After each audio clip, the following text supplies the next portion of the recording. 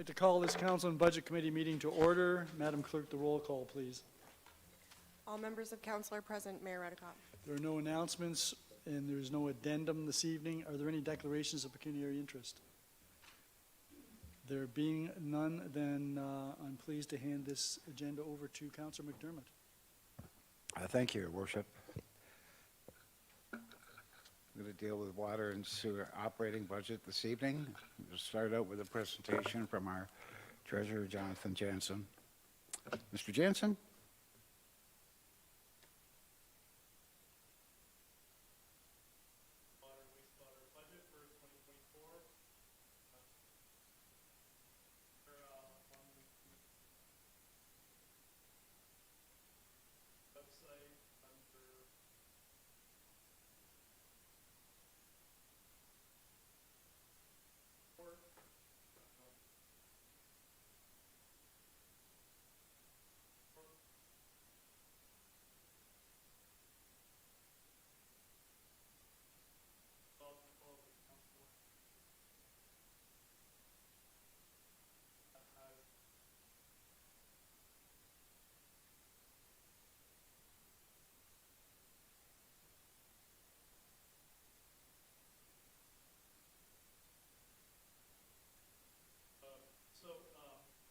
Presentation format is similar to past years, thanks to our Kevin and our communication.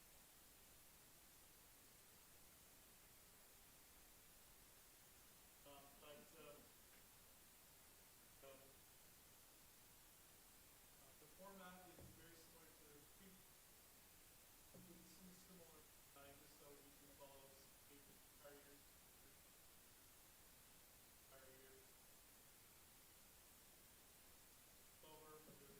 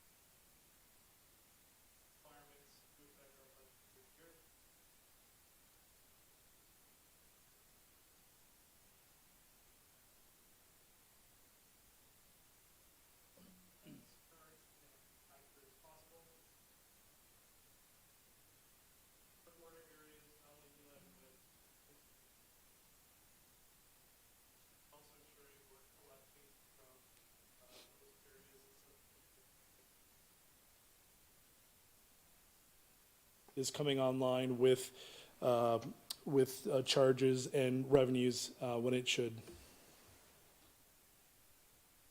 So we'll look at two different sections with the customer rates as shown here. The first area we'll look at is the total expenses, just as an overview. We'll get to this in a moment. I believe it's Appendix 3 that includes a supplementary request for water and wastewater this year with a wage for a position. But here you'll see a breakdown of all the costs of the 2024 water and wastewater expenses totaling $23.7 million. So there you'll see, if you include the supplementary wage that the town is adding on our side, the regional treatment cost is just over 61% of that total.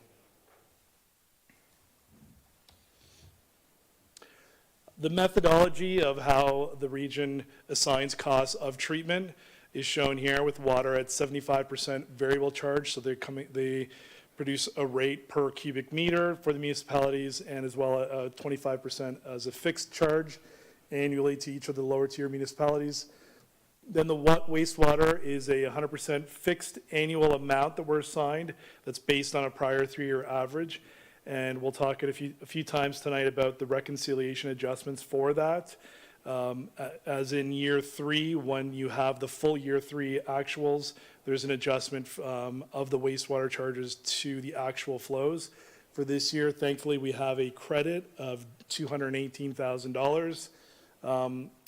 And for 2025, based on year-to-date 2023 consumption, we're estimating a credit as well, again, approximately $333,000, based on our conservative estimates for that. So that certainly does help with some of our future forecasting and use of reserves, which you'll see throughout the presentation. So the region treatment costs are an increase of $1.3 million, or 6.05% of the total increase. And I'll get to explaining the percentage changes year over year in an upcoming chart that highlights all of them, and we'll explain that. So that includes an increase of $206,000 to reflect an increase in the town's volumes, or our share of the totals. Water volumes are up almost 6%. Wastewater volume share is about the same, slightly down from last year. So that $206,000 reflects not only the increase to the cost that the region is passing along, but also some smaller volume share changes. And that's based on the regional budget that was approved by Regional Council November 16th, with a net budget increase of just under 8%, which is broken down for water and wastewater there. As well, to note, the forecasts for the future periods that we've included are an annual increase of 7.15%. So town expenses and other revenue, I'll get to financing as one other component in a moment, but that's an increase of $154,534. That excludes the supplemental we'll look at as well, or 0.71%. That includes there's some netting out of some items here, but inflation for our capital reserves. We do have a slight increase in some other revenue with fees, an increase to wages and benefits of $72,000, an increase to materials and services of $167,000. And again, that's both direct costs and indirect costs with overhead that comes from our levy, which supports some of those items there. Most notably, one of the larger increases this year being insurance, and then debt charges as well, which are as per forecasted last year with no changes there. Just to highlight on the town side some programs we do offer. These are all hyperlinked if you want to follow any of those programs and learn more. But a water emergency relief fund, which is administered by the Salvation Army here in town. We have an allotment of $10,000 to assist with eligible low-income families for that. A seniors utility relief fund, we're increasing again this year from $30,000 to $35,000 to assist low-income seniors that meet the program eligibility requirements. And that is a 17% increase from last year. And we increased the eligibility or the the amount allocated per eligible applicant as well. And then the extraneous flow program, this is a budget of $50,000, which provides up to $4,500 per customer to help subsidize works that help reduce, again, inflow and infiltration. The rate stabilization reserves, much like we have on the general levy side with our general levy rate stabilization reserve, is used to help assist with changes and fluctuations from year to year. You may recall last year we did include an additional $210,000 the night of the water and wastewater budget to bring down the rates a further 1%. We've included that and maintained that additional amount this year as well. And reserves, while they're both at just over $1 million, they can be subject to changes such as the wastewater reconciliation in times where we've had a number of years in a row with charges of $600,000 and $900,000. So we're just aware of the risks of that and relying on reserves too much with that. But the reserves certainly have played a role this year in trying to bring us to our final rate that we're at. So the increase in financing and transfers is a budget increase of $280,000. And my apologies, earlier I mentioned the capital, but the capital increases in this section. So there's a slight change in the rate stabilization reserve reliance of just $7,700. So again, very much similar to what we approved last year. And then we did, as noted in the capital budget, increase our capital contributions for all our asset needs in the water and wastewater budget by 6.5% year over year, which was $287,000. The capital program, so again, those are the notes taken from the capital budget presentation, including just a small amount for new assets and amortization this year. There's 3 additional capital projects we're putting forward tonight that are summarized in a bit more detail on page 4 of the report. The first one is maintenance hole rehabilitation for $400,000 from our sewer refurbishing reserve. That's to reline 20 holes throughout town. We've already piloted that and found it to be very effective. And the good news there is we're estimating 2024 savings with just the few we're estimating to get done in 24 to have savings related to those efforts of $60,000. And that would then, once they're all complete, have likely at least double that effect in the year 2025. So a project that we think is going to help address some of our system infiltration and with some immediate benefits. The next 2 are 2 pieces of equipment that were just missed more in terms of the size. You can see of them are relatively small, so they were initially put forward as operating. So those are capital items that we're trying to ensure get replaced in a timely fashion tonight. So those would then be amending the preliminary capital budget as well. And the last note there, talked about this quite a few times with the capital budget, but we will be using our asset management plan update that's currently underway this year to refine our capital program, to rethink our financing strategy, to reset some of our contributions within each budget. We're going to be mindful that the levy is going to have some resetting of its own, and the water, wastewater, we'll be looking at the different allocation of need with our existing budget within those. So part of that includes reviewing our levels of service as well.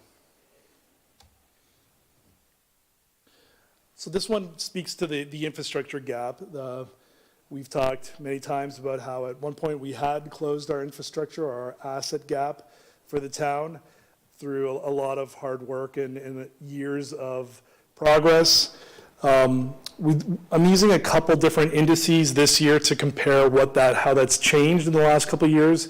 You may recall a graph in the capital budget which showed inflation going very quickly up and to the right beyond our current contributions. So the percent of target in the bottom row there, if you look at the 2024 proposed, the second last column of 4.7 million, if you use, that's based on the increases we've made the last 2-3 years, including the current year. When you compare that with the non-residential construction price index, then we believe we're behind about $700,000 there between the 4.7 and the $5.4 million. So in that, if you're using that index as the best estimate of what how prices are changing, then we're only at 88% annually of our capital needs.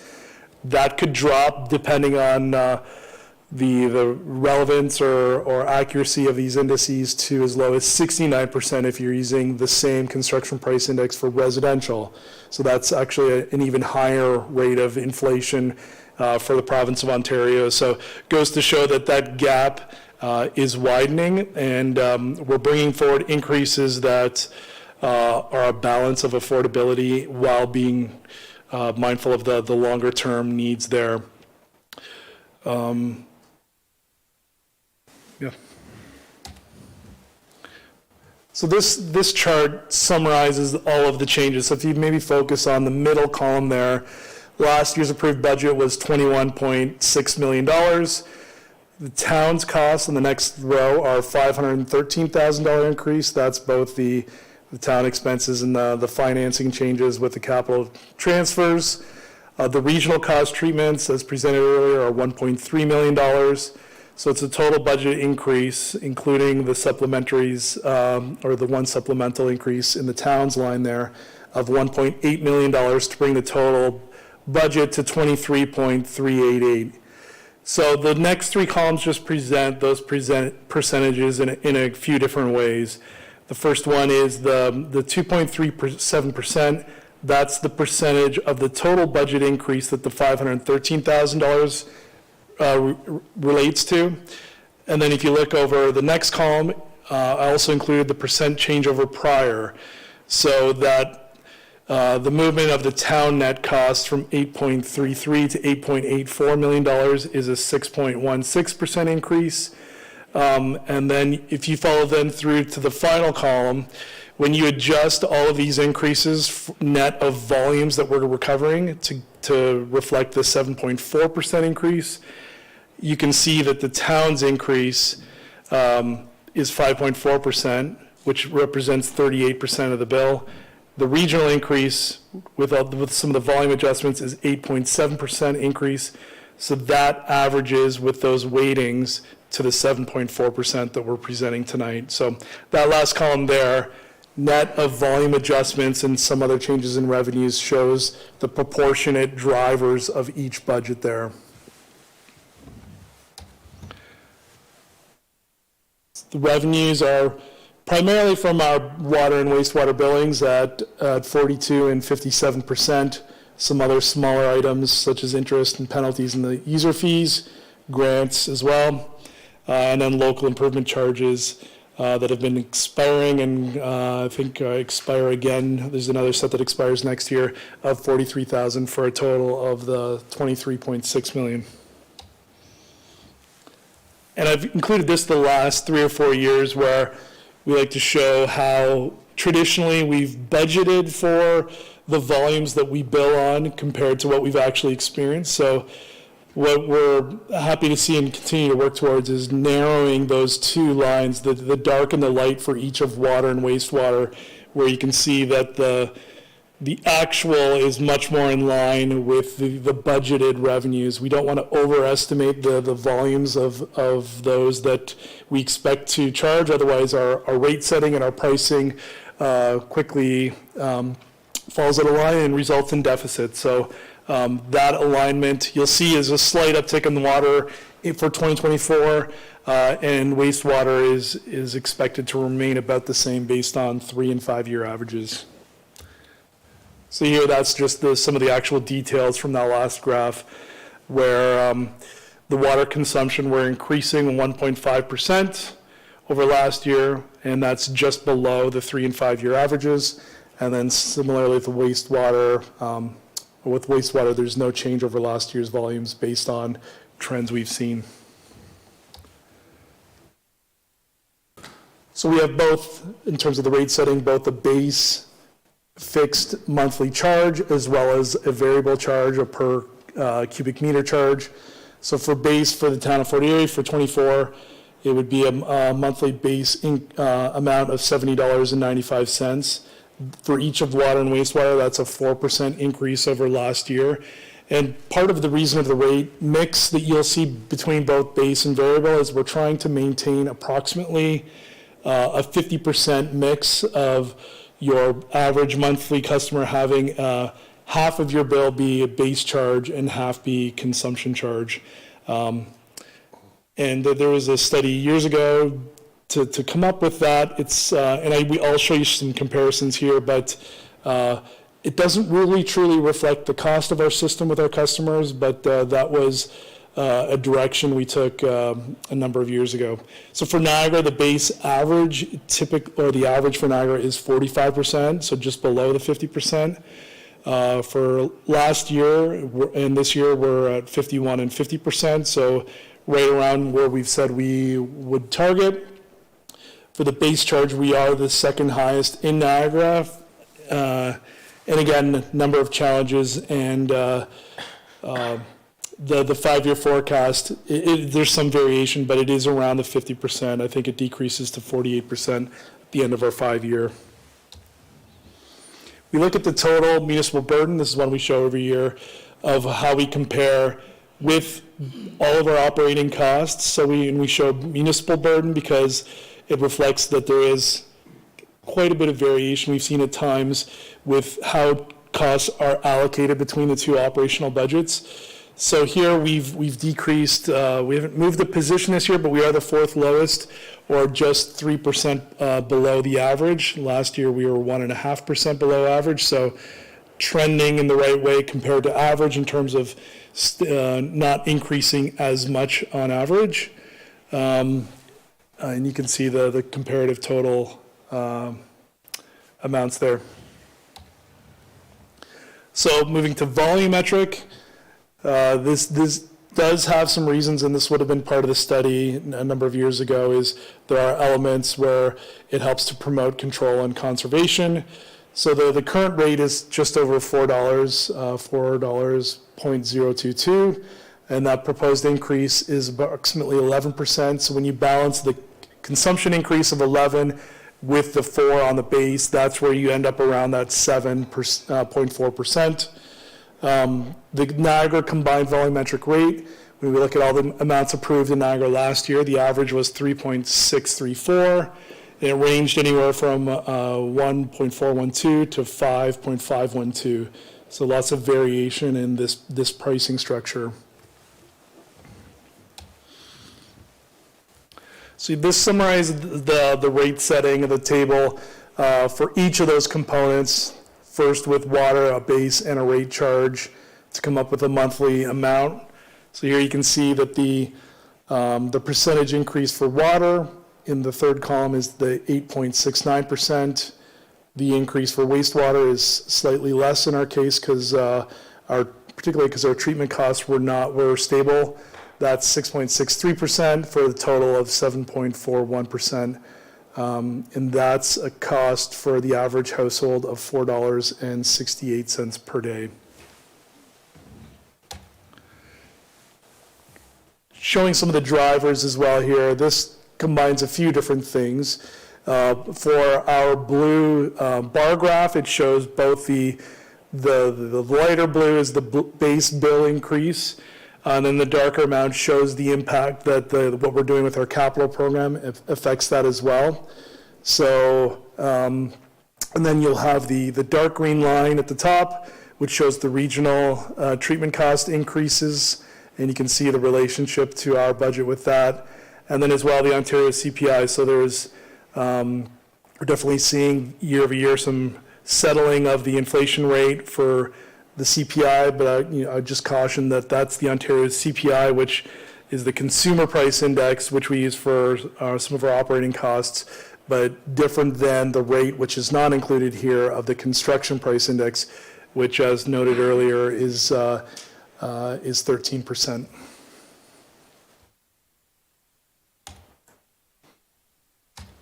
I'll just note too here at the bottom that excluding capital inflation with the variances we've seen there, we haven't traditionally noted that, but other expected increases, primarily the regional treatment cost increases, results in a 5.8% per year increase for the next 5 years. And the region has included 7.15% per year for increases in that time. Just highlighting some risks. So the reserve reliance certainly is something we're mindful of and we're tracking. We've maintained a high level of reserve transfers, as we showed earlier, to stabilize the rates. That does have sustainability issues. There's very little that contributes to those reserves other than the reconciliation on the wastewater if we're successful in having lower volumes than we were first charged, as well as surpluses or deficits at times. And so definitely the last few years we've had closer to budget finishes in terms of audited results. In 2022, we had a $300,000 water deficit and a $280,000 wastewater surplus, so just around break even, just to show that, in this case, we're not able to contribute to reserves to allow them to be used in the longer term. Weather is a large risk and an impact for our budgets every year.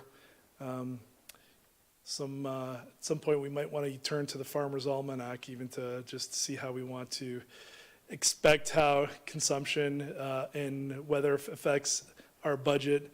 We like warm, hot summers where consumption tends to be higher and less snow in winter because the snow melt and the effects on our infrastructure with that as well.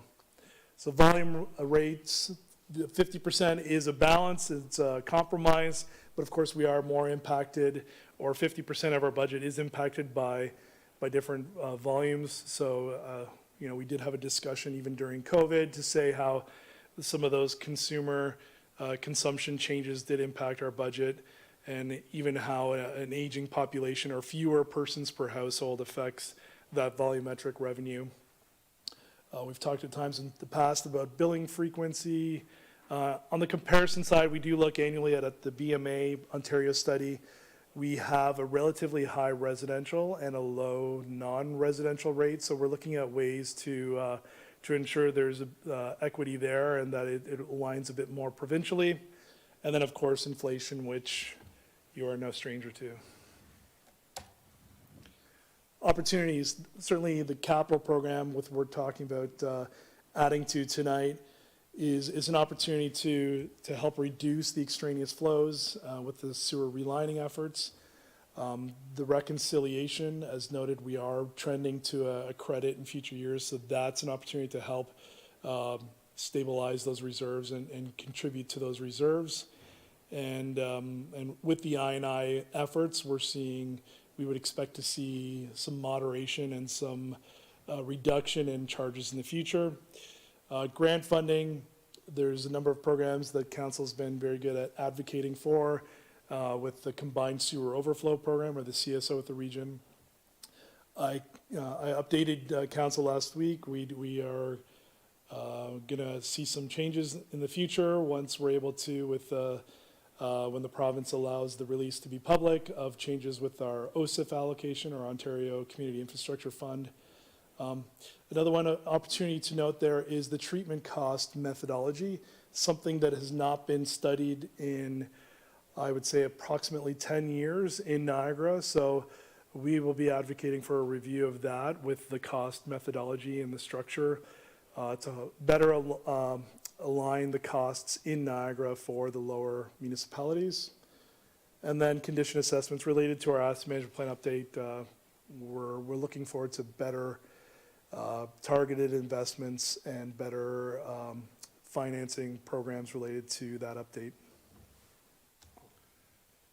So in conclusion, the rates, when we distribute them over to the 2024 volumes, the town increase of 5.4% combined with the regional cost increase of 8.7% results in a 7.4% increase for the average household.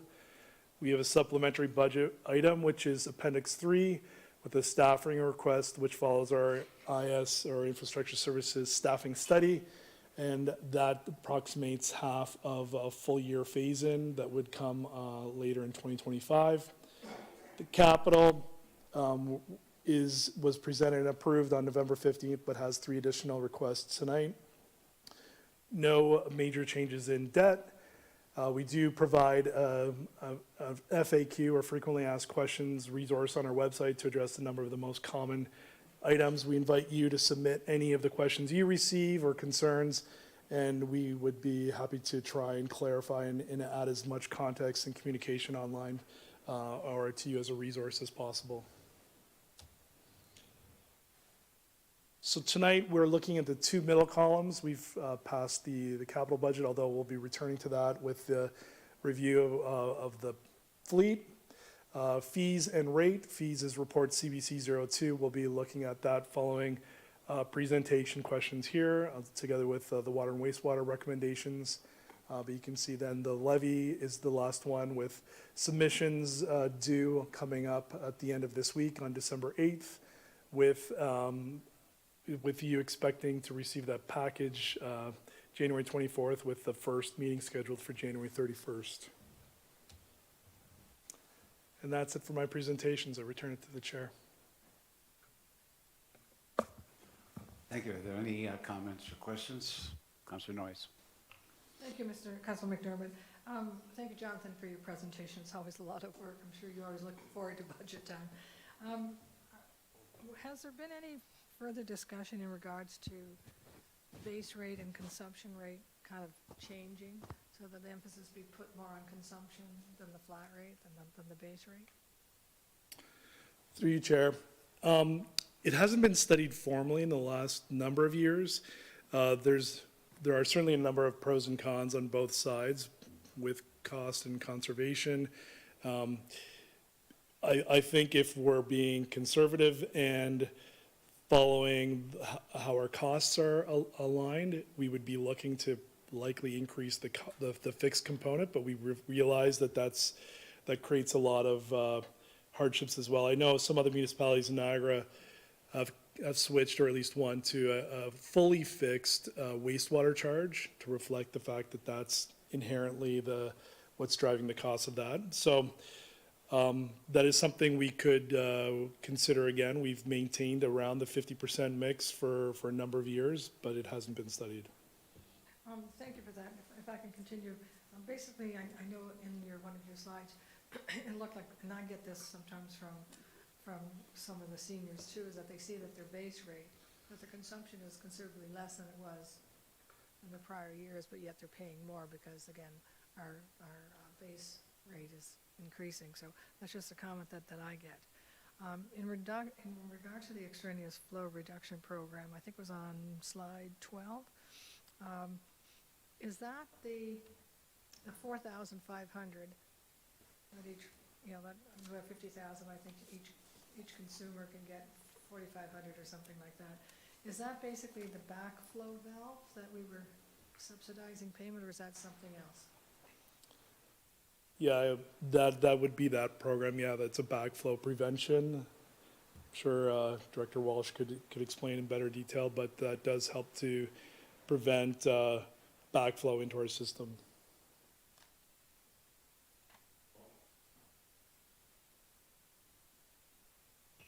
Sorry, can you be more specific on the question? Okay, on slide 12, we have the $50,000 to subsidize work to reduce inflow and infiltration, and that's on the owner's side, not on the town side. So I'm wondering if that refers to, I know a few years ago we had the backflow valve subsidy that we would help residents if they had a sewer backup in their basement or whatever, or if they didn't have one of these valves, we would help them pay for that. That's exactly what it is. Okay, so that's the only thing it helps with. So if on my side of the lawn, if my pipe in that part breaks, I'm on the hook for it. Again, that's correct. Okay, thank you. I kind of thought that. I just wanted to make sure.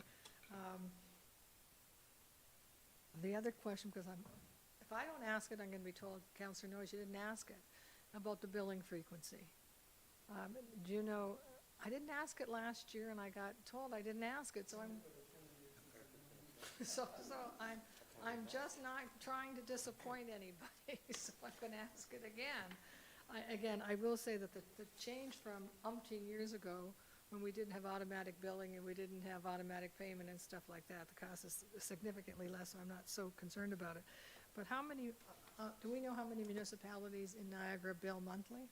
I've been told for the last 20 years that they're all catching up to us, so I'm just wondering. Through you, Chair. I did look that up, I think, the last time you asked. I don't have that information. It is released, I think, annually in a report, even in, I think, the BMA study. I think there's also information in the AWWA, which is the American Waterworks Association, and some of the best practices related to that, which does recommend monthly billing. The only change I'm aware of in the last couple of years has been to move from a bi-monthly to a monthly billing. So I'm sure there are other studies and reports out there that could point to some of the updated reasons and rationale for that. And again, thank you for that explanation. I'm just curious how many of them, I get it. I don't think Welland does it yet, and I don't think Niagara Falls. I think Niagara Falls still bi-monthly, if not every 3 months. But anyway, I'm just curious because every year we're told that regardless whether it's best practice or not, because I think that can be debated in regards to the cost, but it'd be interesting to see how many other municipalities do it monthly as opposed to a change in that. The only other question is going to come up in the report, but I might ask it now, but we can, if you want to wait. Your comment, one of the things in there, it says that basically the amount of consumers, the residents consuming the water has actually decreased. The water, okay, but our actual town consumption of water has increased. And it talked about that could be a number of factors, like we're watering the parks, where the fire, like the flushing and et cetera, et cetera. There was a number of reasons why our water consumption has gone up, but the residents' consumption of what we actually bill the residents has actually gone down in regards to volume. How are we capturing that difference in regards to, because I understand that if the water is being used for town purposes, like let's say the parks or flushing and all that kind of stuff, flushing, not meaning flushing, but you guys know what I mean. But the buildings that are town owned and the use of water there, and also the hydrants and things like that. And that does that go on to this bill, or does a portion of that go on the property taxes for everyone? Through you, Chair. Yes, we do bill or track the cost for our own consumption for a host of different needs and uses, like splash pads when we're approving the capital program to include a splash pad. The water cost for that is reflected as a cost to the town, which then through the operating budget is carried or is a burden to the taxpayers. Okay, so it is, are those numbers reflected in any of what you showed us today in regards to cost from the region and everything else? So we wouldn't show a breakout of consumption for the town versus others. That's something we could, I don't know that I've seen a report with that in, but certainly when we're doing our own budgeting of consumption and usage within the town, you will see we do have a cost line in our operational budget for water consumption. So that is something we're tracking and adjusting every year. But it's not something I would have for you tonight. My last question is in regards to those, there's a number of properties in town that have wastewater, but they don't have water. How are those rates changing? Through you, so in the same accordance with the rates set tonight. So, yeah, that is why we're in detail looking at both water and wastewater components. Okay, thank you.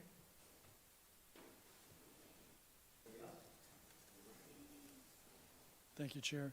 Thank you very much for the presentation, Mr. Jansen. Again, it was very very detailed, and there was one slide that had me completely baffled, but we won't dwell on that.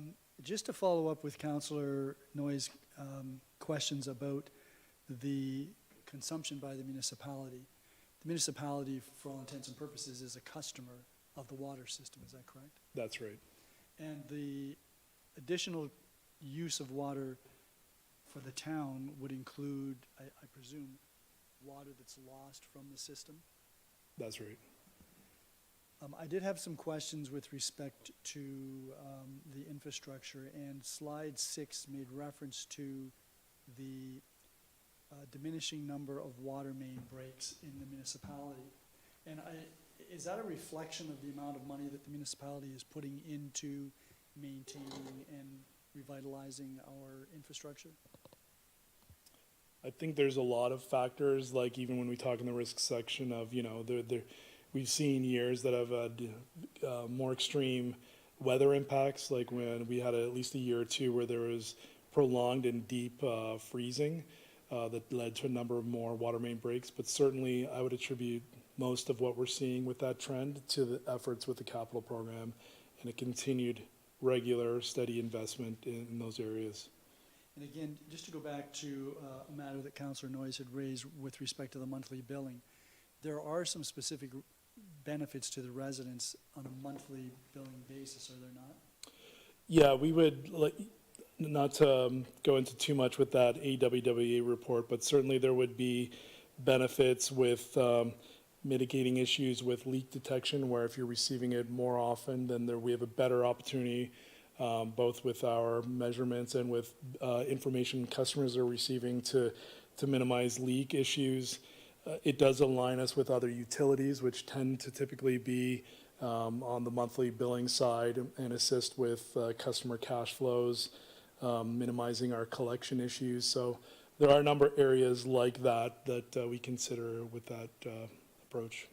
My Chair, and with that, would you have data with respect to the percentage of customers who are now doing billing online? I did not. I know I've received updates, not in the last couple months, I would say, but we have periodically reviewed that, and there's even a paragraph in the report near the end to say that, you know, as we progress and as we move through some of our other modernization efforts, we would like to promote that and make electronic a more widely known and used feature. I could guess that we're in the low single-digit percentages of 7 to 10% would be my guess of where we are based on what I can remember. And is that, if I may, Chair, is that something that we would be promoting, and will we be promoting it more aggressively?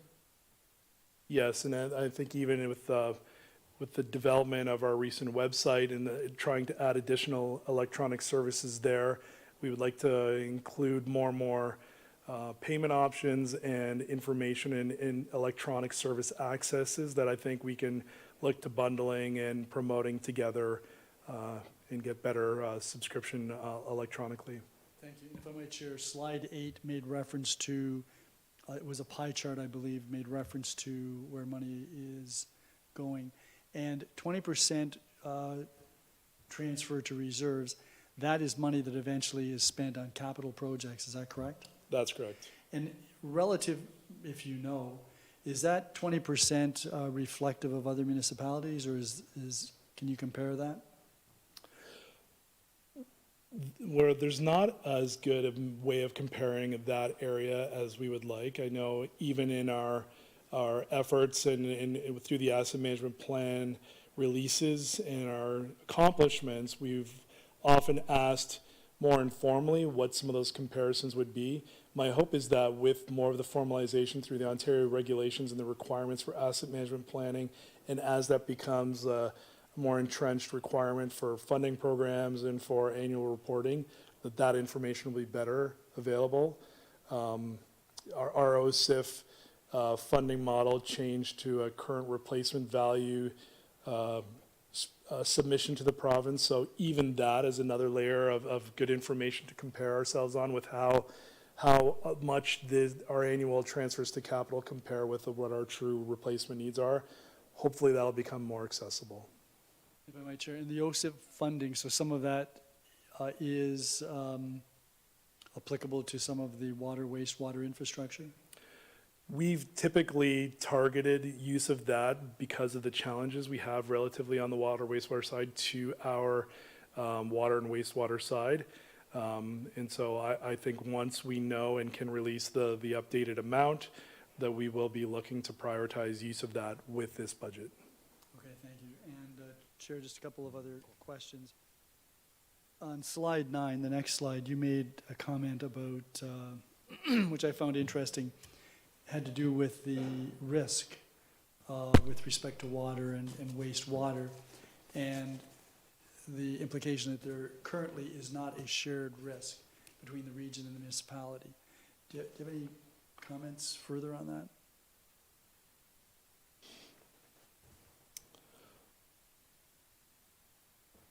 Trying to remember what would have gone into that comment. Well, I know that there's a combined sewer overflow program that we've been able to tap into. And I know that the amount from the regional level is quite modest. And I know that we spend a fair bit of money on trying to tighten up our water lines and our sewer trunk mains. So does that twig anything in your mind? Yeah, we, the region is able to bill all of their costs, and I think it's more speaking to the risk of the town recouping all of our costs. And the fluctuations we have with trying to price out to our customers year to year. And certainly, it does speak to the funding model as well, which we think can be improved. The methodology of allocation of treatment costs. And I'm going to maybe follow that up further with Mr. Waltz, so I'll give him a heads up about the risk sharing. Thank you very much, Mr. Jansen. Thank you, Chair. Thank you, Councillor McDermott. Just to follow up to one of the mayor's questions, in regards to those who are not using electronic billing or those that are using electronic billing, has there been any thought to charging a fee for those who aren't using electronic billing, or giving a credit to those who are using electronic billing? Through you, Chair, yes, there has, and that is the paragraph I was referring to in the report, where we've suggested at some point, I think when we've done an adequate job of communicating and providing enough of the benefits and resources to having that made available, we foresee a time when we could consider implementing some fees to allow for the benefit of paper billing and so on.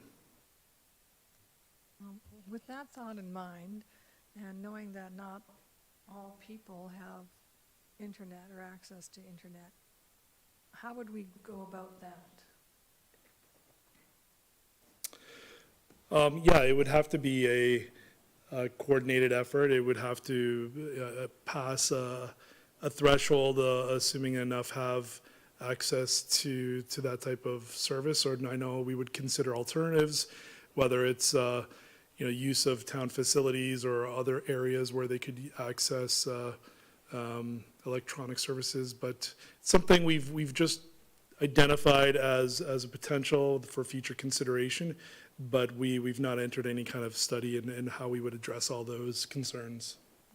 And thank you for that explanation. I see the benefit, but I also see the drawbacks. In that, I would rather encourage them with a carrot than discourage them with a stick. Would be my way of doing it. But anyway, thank you. Thank you, Mr. Chair, and thank you for the presentation. You did a good job making it look very simple, which isn't easy. One question that I had, and it's on slide 9, which is up right now, is the regional billing methodology. You mentioned it was 10 years since it was last reviewed. What would the timeline be on a review for such? Sure, I think the CAO is willing to comment on that. Mr. McQueen? Thank you. Through the chair. So this issue came up last week at the area CIO's meeting, raised by myself. The last time the billing review was done, I was the treasurer at Niagara Region and was encouraging them to look at the rate methodology, as I had some concerns with it. And Mr. Jensen and I have recently had the same discussion, but in reviewing the methodology, the region uses a 3-year rolling average, which is characterized as fixed on the wastewater side, but there is a volumetric component to it. And so we have some questions about whether that methodology should be reviewed. And in terms of reflecting costs that are the actual wholesale cost for the service, as opposed to the region setting a fixed and variable rate that's not consistent with their actual cost of the fixed cost versus variable cost. So I've raised the issue. We're slated to have that discussion in March at our next meeting. And my hope is that we'll be able to have a good discussion on a number of issues that I think affect the billing at the regional level and locally with rate stabilization reserves, the 3-year averaging, just the fixed versus variable rate methodology, and the goal of reducing the volatility, because as the region shifts to more of a variable rate in the wholesale side, it creates more volatility, I believe, for us, and we should be trying to smooth volatility on our end because we're billing the customers. So, it's a very complicated methodology, but certainly one that I think is timely to review in the hopes of, creating maybe a more stable billing structure for the clients and our customers. Perfect. And thank you, and I'm glad you telepathically knew what I was going to ask tonight because you've already looked into it. But appreciate seeing the update once we know more. And thank you and staff for the presentation, Jonathan. Anybody else? I just a couple of questions. Of course, taxpayers will feel that this is a fairly high rate of payment on this. We did have a conversation with regards to where we're at with some of the other potential increases throughout the region. So from some of these meeting reports that we see here, St. Catharines is looking at about a 9.9% increase here. Port Colborne's looking at about a 12% increase. And Niagara on the Lake is moving up the road there to about 10%. So the only two I really don't know about are Niagara Falls and Welland. So I got to applaud the fact that you got us down to where we are, because we're not at the top of the heap here. All the work that we do with the asset management plan and all of our repairing of infrastructure, pipes and such, should be helping us a great deal. But it really doesn't reflect in the rates that we pay. So I'm hoping that the new ideas with regards to the extraneous flows that we're working on, these manholes, different manholes that cause big leaks that go through the system and nobody pays for them but the taxpayer, right? Mm-hmm. I'm hoping that that becomes a regular deal and that these things hold up and work, because for the cost, I think it's probably very important that we monitor this program for the successes that are to come, because it seems like a pretty good plan to fix those things. Do you think I'm correct in saying that we've done everything that we could do here to mitigate these circumstances that we're in, price-wise? Yes, I think the risks and opportunities section kind of highlights as many of those as we can, where we're trying to balance affordability with some of our long-term sustainability issues. Even the compromise with the capital increase this year and the last 2 years with the increases, so we're seeing ourselves fall behind on that. And yet, I think we're still in a relatively good position to continue with a strong program. So, yes, and the reserve use is something that really was a key element to keep the rate lower than some others this year. So, those would be the main factors. I knew the answer to that question. I just want the taxpayers to know that. Can we carry on with the vote, or do you want to go through, or do you have more questions on this report? Because we're going to move to the fees, and it's kind of like in an awkward spot here. Well, Chair, if you're willing to permit it, I'm willing to move CBC 03-2024 so that we deal with it now as opposed to after the fees and charges bylaw. That's fine. Okay, so I moved it.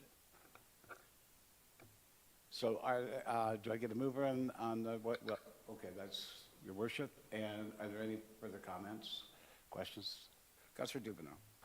Yeah, thank you, Mr. Chair. I just want to echo the comments you made earlier about the efforts that we've done here locally in Fort Erie on our infrastructure. And, I used to go around and boast, perhaps maybe not the right word, but I bragged about how the efforts that we've put in this municipality and successive councils over a consecutive period of time have taken infrastructure issues seriously and funded it and whittled away that gap. And, due to inflationary pressures, we've got some challenges now. We saw that earlier during our capital budget. But I take comfort, as much comfort as I can, knowing that despite the concerns we have here in Fort Erie, we are still that far ahead of where others were who had not done the same work we did. I just want to express my perhaps frustration might be the appropriate word, where we're doing good work here in Fort Erie, and it's not, and this isn't just about us. This is previous councils. This has been going on for many years, many terms, where individuals who care about fiscal responsibility and infrastructure have put those investments in and made those tough decisions to get us where we are. And it's always frustrating to me that, despite all our efforts and everything we do here, we're still, we've still got a millstone attached to our, ankle kind of dragging us behind. So we're still dealing with these increases, which are, kind of perhaps imposed by levels of government that perhaps did not take that same concern that we did locally here. And I just hope going forward that as we engage with the community, as we have discussions with individuals who are all feeling the pressures of economic factors, inflation, and the economy, that I just hope that they understand that we are doing everything we can here in Fort Erie, not just now, but in years past, to ensure that we minimize these infrastructure pressures, and that this is just a reality we're facing as a customer of services from another level, that they have an infrastructure gap to fill. There's only one taxpayer. We do our best we can, and I just hope individuals understand that. I pay water just like everyone else. I pay property taxes just like anyone else. I don't live in a bubble or like anything. I'm facing all of the same financial pressures as every individual in this community raising a family. And I just, I really appreciate the work that our finance department has done to ensure that we look at this responsibly, the work you, the mayor, everyone else on the budget committee have, because this is a very challenging time. I think we're doing a great job. It's just, it's tough out there, and I just wanted to get that on the record. These are not things we look at in a fleeting way. It's a concern we all have, and we do the best we can. So it wasn't a question for Mr. Jansen. It was more of a comment. That's why I waited for the report. But thank you very much, Mr. Chair. I appreciate that. Yeah, Mr. Chair, I wonder if Mr. Jansen could have a seat since we're now into the report stage. I had a couple of questions just with respect to the infiltration into our sewage system. And ordinarily, we get a little bit of data with respect to what the percentage is. I think the last time we did it, it was something like a third of the water that goes through the sewage treatment plant is actually groundwater that's getting into our system. Has that changed at all? Mr. Walsh? I think, through you, Mr. Chair, I think that order of magnitude is still fairly accurate, notwithstanding all the work we've done through this. We spent millions of dollars replacing the Catherine Street sewer a few years ago. And in looking at the big picture, you wouldn't notice it was done. This is a 100-year program in front of us to get our II issue under control. Well, it looks like we may have found a particularly fruitful area to try to patch in this system, because one of the projects that's being put forward, one of the capital projects, is the maintenance hole rehabilitation program, which has the ability to repay itself in less than 3 years by saving the amount of groundwater that will be infiltrating into our sewage system through manhole covers of all things. So that is, I suppose, that is maybe an area that we hadn't been seriously thinking was a problem, but it turns out to be a serious problem, at least in some areas. So this is a program I would think, Chair, we will be expanding on as we go forward, and financial resources are available. Is that correct? Mr. Walsh? So, Mr. Chair, that's a yes and a no. These are the top 20 on our hit list in terms of infiltration. The program that is being rolled out is such that these manholes are easier to reline than replace. The cost is similar, but due to the circumstances, it's almost implausible to replace these manholes by digging them up and putting new infrastructure in. It's much easier to reline them. Typically, when we do a complete reconstruction, we will replace the sewers as we go along. What was the no part of the answer? The no part of that? I forget what the question was. Been that long. That's good. So, I remember now. The financial payoff beyond the list of the top 20 does not really make financial sense. The cost or the payback period stretches out way beyond 8 or 10 years. So if I might, Chair, does that presume then that we have inspected all of the manhole covers in the municipality? Mr. Chair, we know what's good and what's bad. So yes.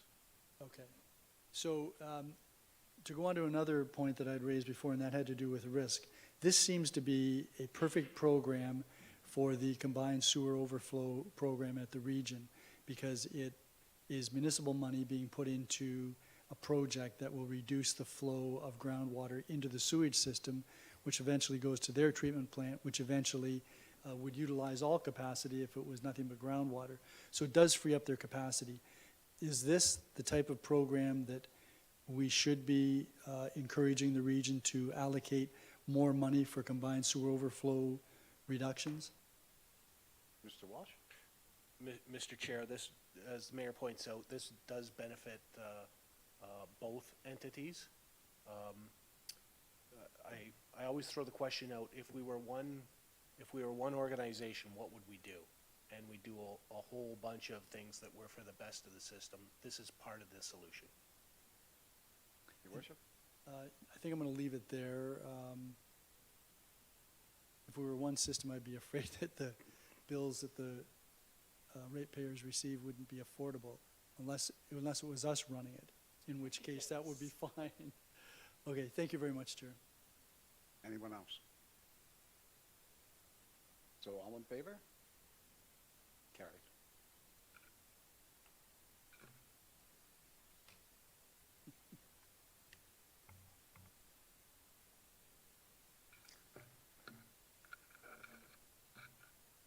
Mr. Jansen, do you have a presentation on the fees as well?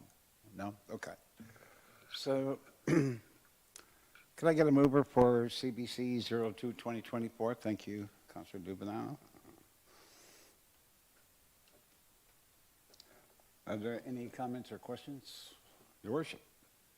Yeah, the only question that I had was the reference in the report to the charging of developers to pay for the secondary planning process.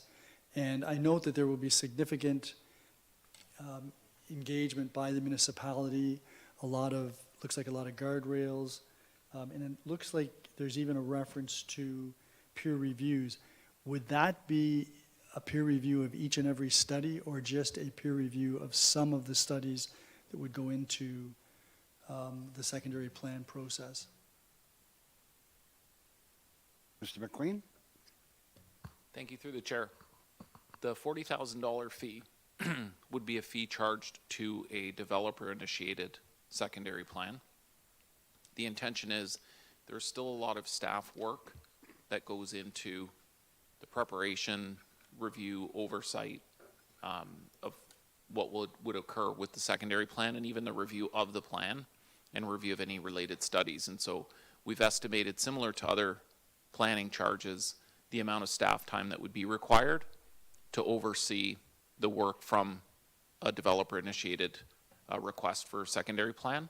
So they would fund the plan, but we would, in addition to that, charge them the $40,000 for the staff time required to navigate that through. And as council knows, these processes are quite lengthy, so it may take, over the course of maybe a year or even more than that. So, Chair, I was probably born skeptical, and any process where the payer has the ability to influence those who are making recommendations, I think needs to be closely watched. And I would be very concerned if we didn't make sure that, despite the fact that I'm not going to suggest that consultants aren't honorable, but I think we need to make sure that if we go down this road, we're satisfied that each component of the secondary plan, which is very important, which is provided to us, each component provided by a consultant, is something that makes sense and, if necessary, is peer reviewed. And I know we've got staff here that will look at reports, but some of the reports I think do need to be peer reviewed. So I'm all for facilitating moving these types of projects forward, because it helps us to fulfill the vision of growth in our community on the one hand. On the other hand, I'd want to make sure that we're getting unvarnished advice from the people that are providing the fundamental aspects of the exercise. Mr. McQueen?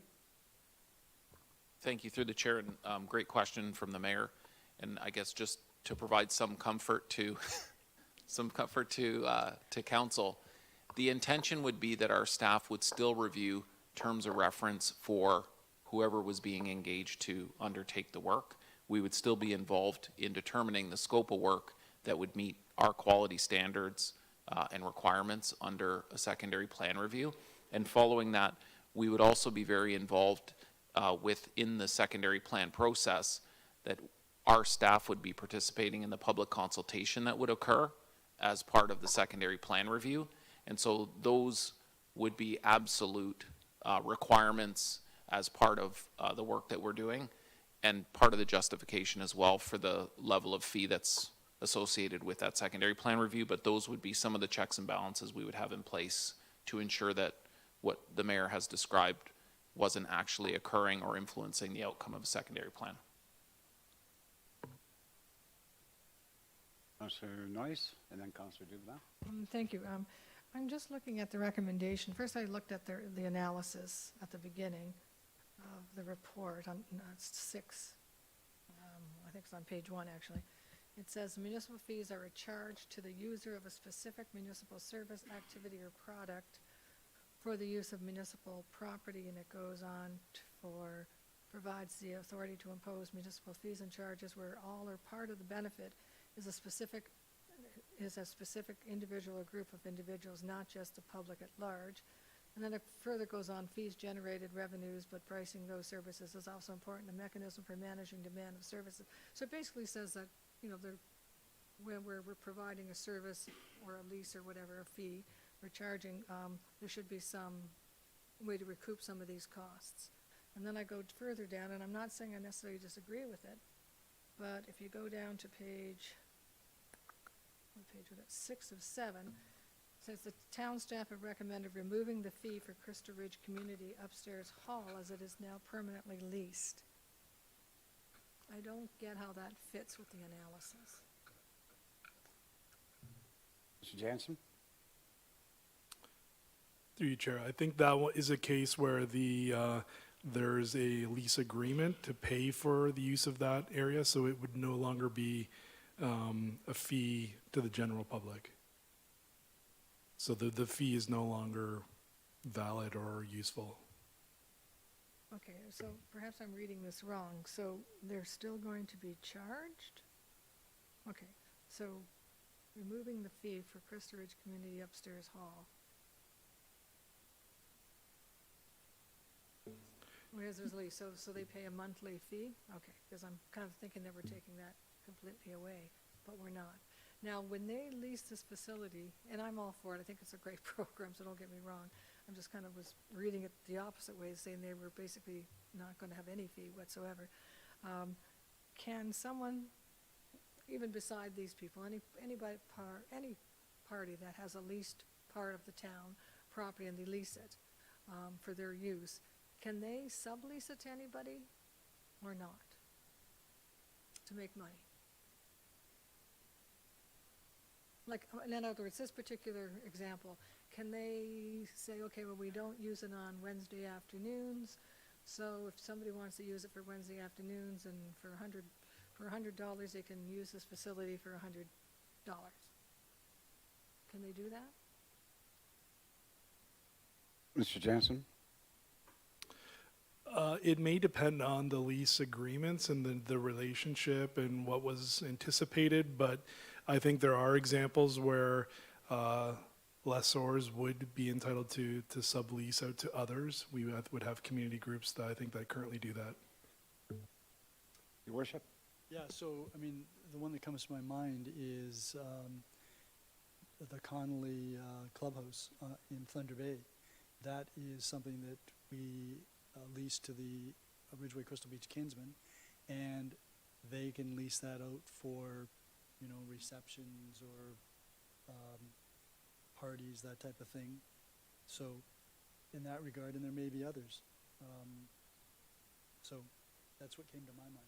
Okay, I'm just wondering how, from the taxpayer's point of view, we recoup the cost of running these facilities and maintaining these facilities. But again, I guess it would be determined by the lease itself in regards to what they're responsible for in regards to maintenance. Crystal Ridge Center is another fine example where, you know, that facility is obviously leased out by the Lions Club.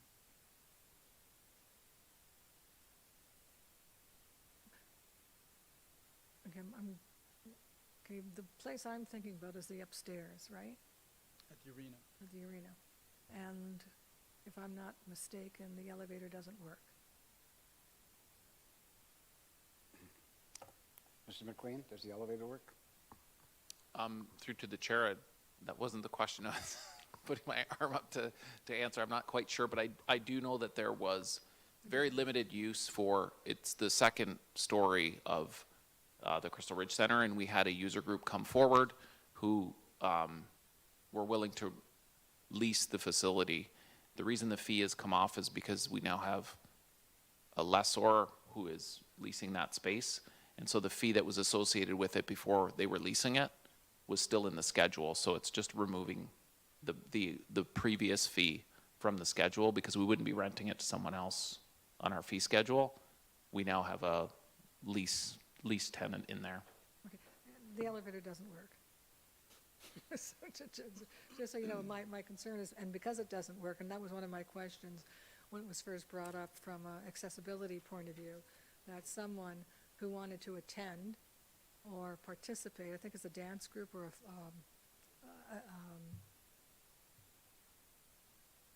an actress, you know, like a theater group that's doing, and they're doing all the right things, that if someone who had mobility problems could not access it.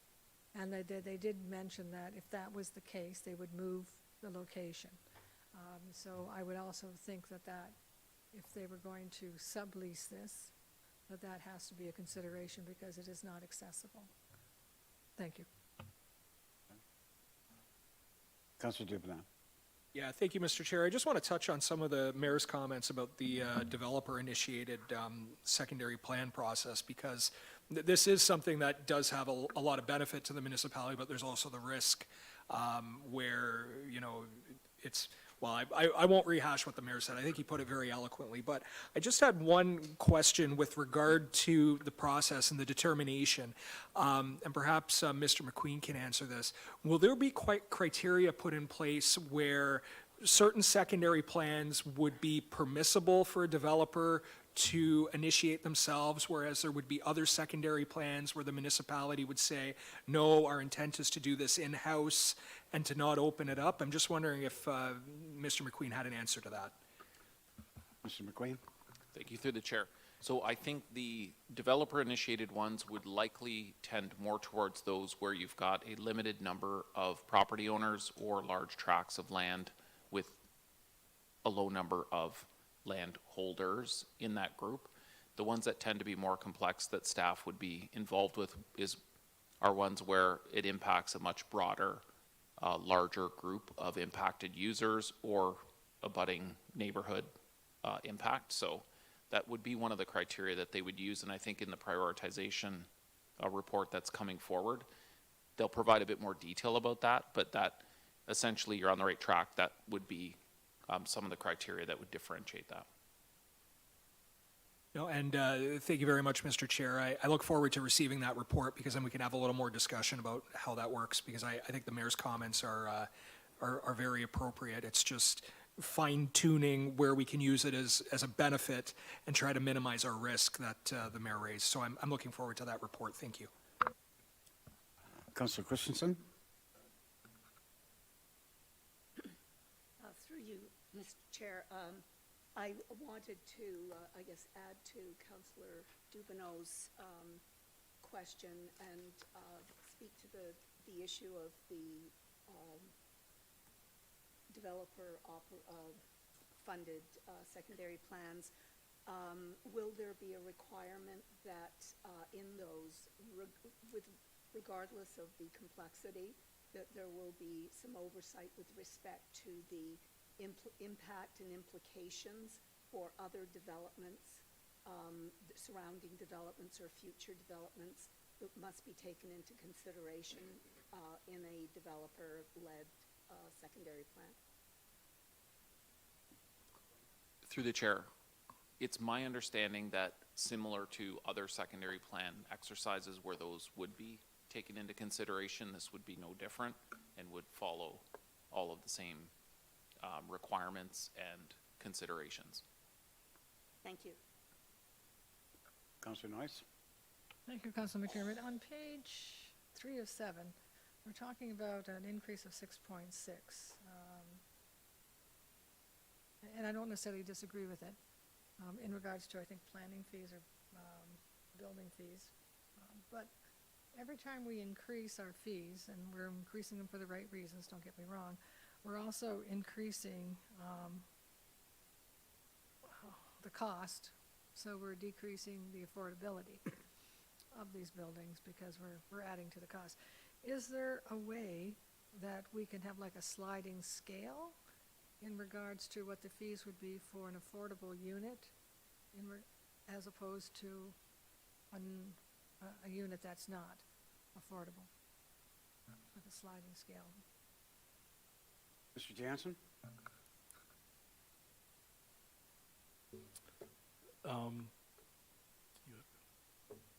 You defer that one to Mr. McQueen. I think with respect to the affordable housing, I think some of the legislative changes that have come forward in terms of what qualifies for exemptions and doesn't, I believe affordable housing now attracts an exemption. So the increases that would normally have applied in the past under the development charge regime, now under the new legislation won't attract development charges. So there is a benefit to them in that regard. But does that also, okay, development charges, but does that also include our increase in fees for the things that we do, like the inspections and things like that, or not? Mr. McLean? No, what that would be separate from the development charges, the inspection fees. Okay, and we're looking at increasing the fees kind of like in all different areas, right? Like inspection fees and planning fees, all those different things, not just development charges, right? Right. Okay, now I go back to my question. Is there a way that we can look at a sliding scale to perhaps not increase those fees as it relates to affordable housing, somewhat like an incentive like the Ontario government has done? Your worship, and then Mr. Yeah. Jansen. Yeah, if I might, I think a sliding scale makes it very complicated, but I think a more typical approach here has been if we get an affordable project coming forward, such as the Lyons Douglas Heights project, we typically will receive a request for some type of relief relative to some of the planning charges, some of the study reports, et cetera. We haven't had a lot of affordable housing projects coming forward. The Affordable Housing Committee is dealing with some of the things, some of the recommendations that they could make, some of the policies that we could change. So I would think that we're best off to maybe tailor something specifically for affordable housing and maybe look at, what kind of relief we could provide to them, aside from the development charges, looking at the planning fees, looking at some of the other charges. And that's, I think, what will assist us to get some more affordable housing in. Thank you for that. That's basically what I'm hoping for, that there be some kind of incentive that we as a municipality can do to encourage affordable housing. Thank you. So we'll take that under consideration then? Okay. The only thing I would maybe add to that is that we do have approved funding for affordable housing programming. We have yet to release or fully, I think, study what that might look like, but we have put some money aside in through the budget, the base budget, for affordable housing, CIP type and grant programs. Anything further, Councillor Noyes? Anyone else? All in favor? Carry. So now we'll move on to 6.11. This was moved by Mayor Redekop. So any comments or questions, Your Worship? Yeah, thank you, Chair. I want to thank Mr. Walsh for the very detailed memorandum that he provided in response to the many questions that I and other members of council asked with respect to the request for 6 new additional vehicles, not replacement vehicles, but new vehicles. And despite the fact that the purchase of these vehicles would be financed through development charges, the reality is that they will have an impact going down the road with respect to the levy. And I must say that, and I've had a number of conversations with Mr. McQueen about this and with the treasurer. And I'm not willing to think that this year is the year that we should be buying 6 new additional vehicles for our fleet.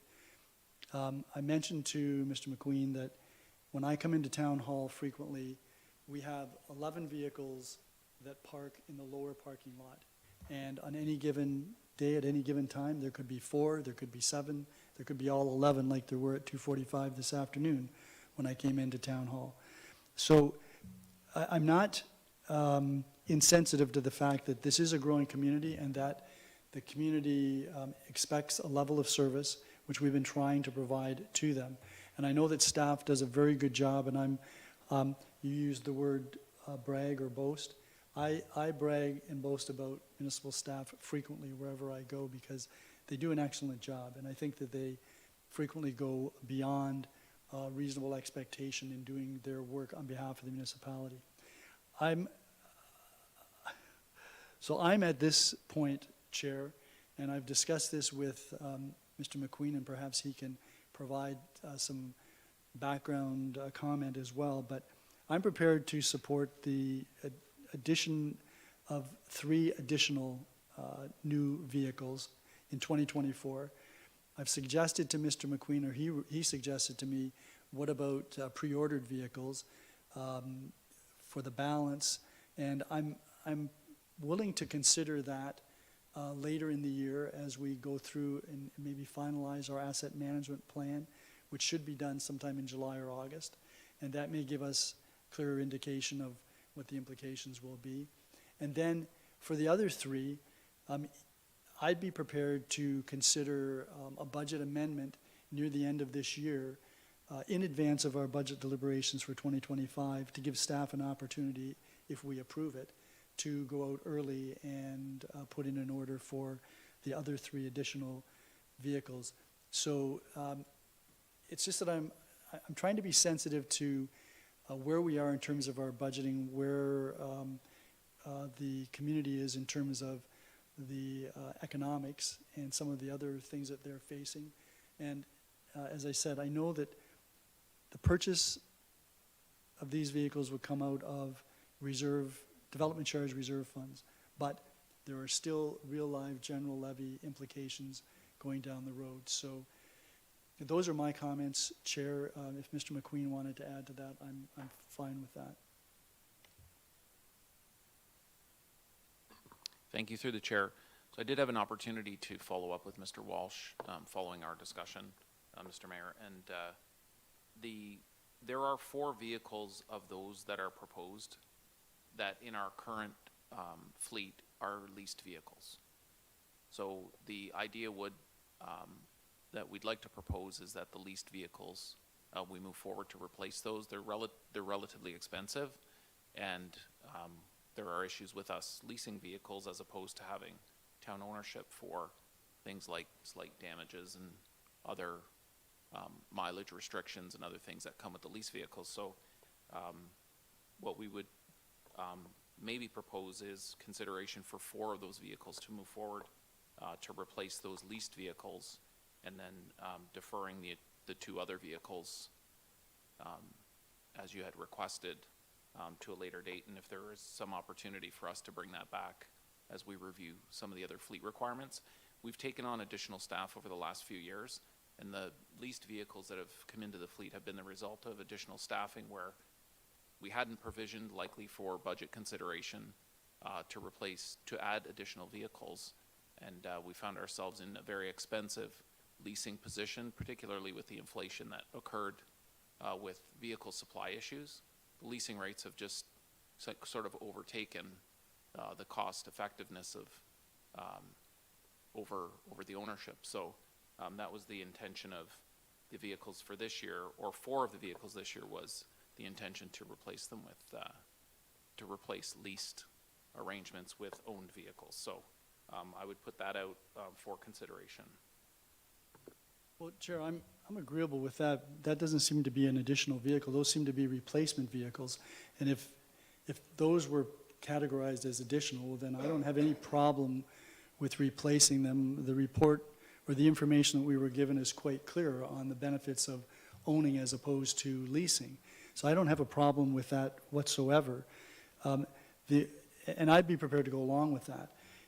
The only thing that I would ask is that we ensure that there's maximum utilization and sharing of vehicles, because obviously we don't need all of the vehicles that we've got all of the time because they're not being used all of the time. So the suggestion, and I don't know about Public Works, I don't monitor that. I happen to see these vehicles every day. So as long as we can be assured that we're getting maximum utilization, I'm fine with what Mr. McQueen has just stated, because I don't really consider those to be additional vehicles. I consider them to be replacement vehicles. So I can support that. So it would be that we replace the 4 vehicles. I'm quite willing to leave to staff what the 4 vehicles are that they would acquire out of the 6 that are listed. And I think that's all we need to say.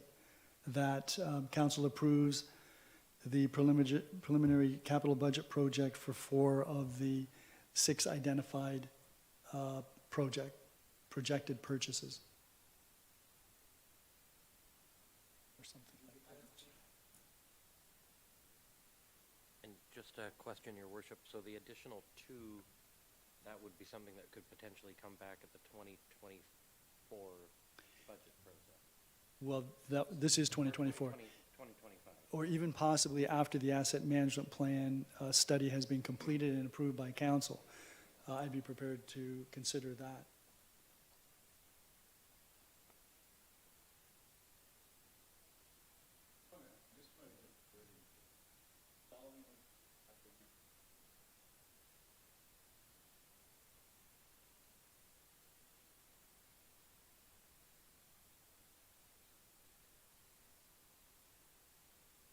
Yes.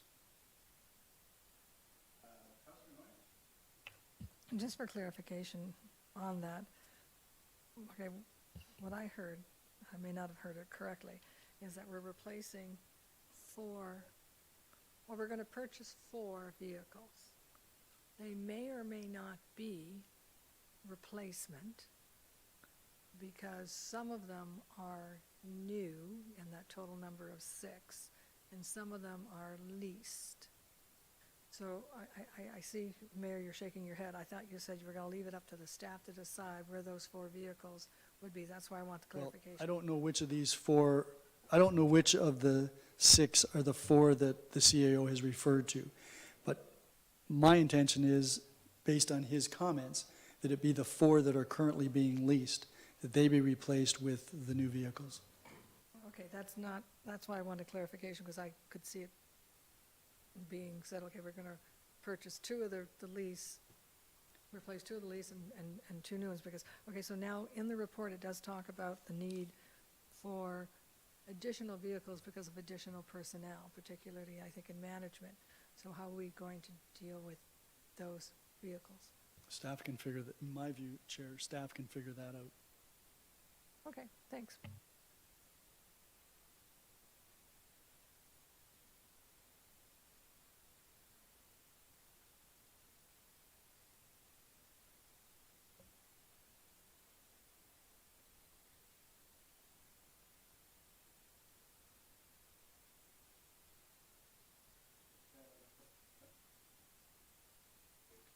Well, actually, you can make reference to the meetings that are coming up, if you wish. And if you want to ask Councillor Dubanow to move for adjournment after that, I'm good too.